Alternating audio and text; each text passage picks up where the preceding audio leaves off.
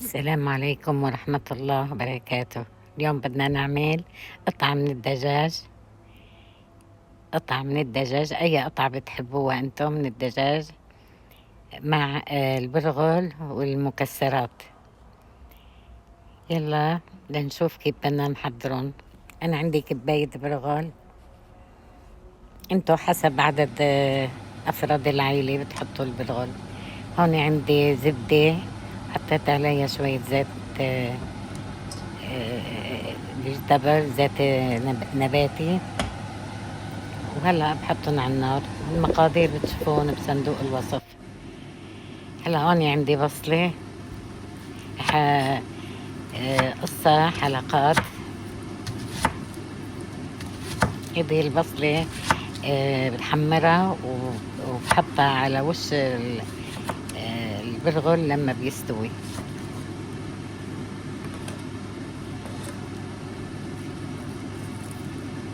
مثل ما نكون شايفين نقطعها حلقات. بعدين بدنا نحمرها مع الزبدة وشوية الزيت اللي حطيتهم. هلا أنا ناطرة الزبدة، هلا دابت سخنت. بدي أحمص قطع البصل. أكلة طيبة وهينة وسريعة التحضير.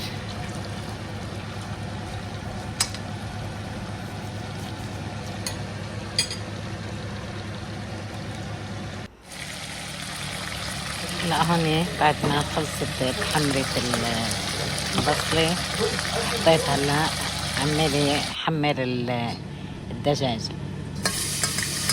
حطيت عليهم كباية البرغل،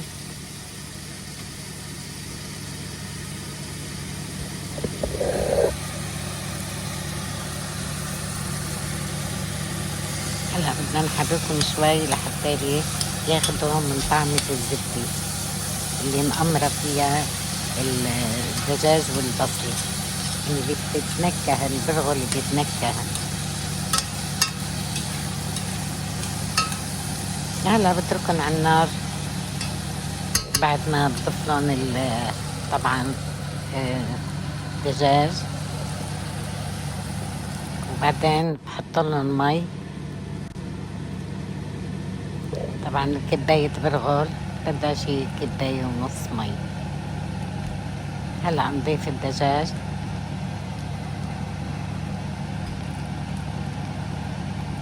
بهالشكل. بعدين طبعا المي اللي حضيفها أنا مي سخنة.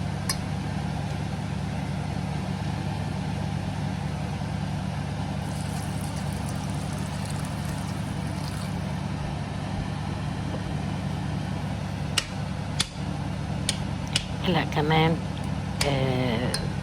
طبعا بدي أحط لهم الملح والبهار. أنا هون بستعمل ملح الهيمالايا، وانتو أي ملح موجود عندكم فيكم تحطوه.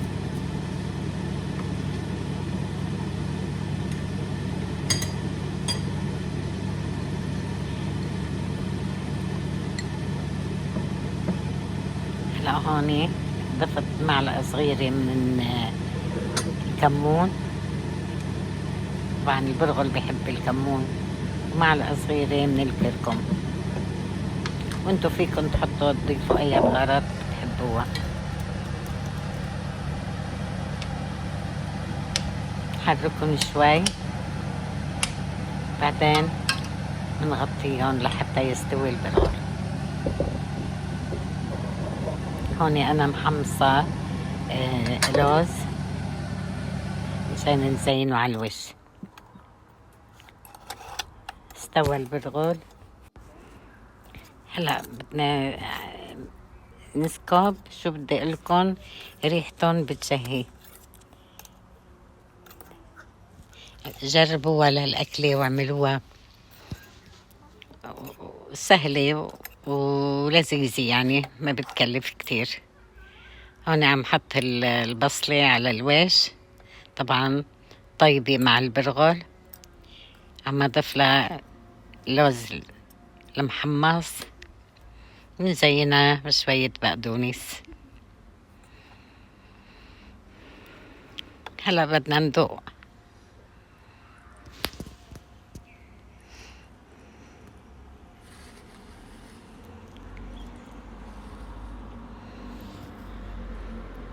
هي أول لقمة، تفضلوا معي وذوقوا هالأكلات كتير طيبة. سلام يا سلام، عن جد عن جد لذيذة ومشبعة.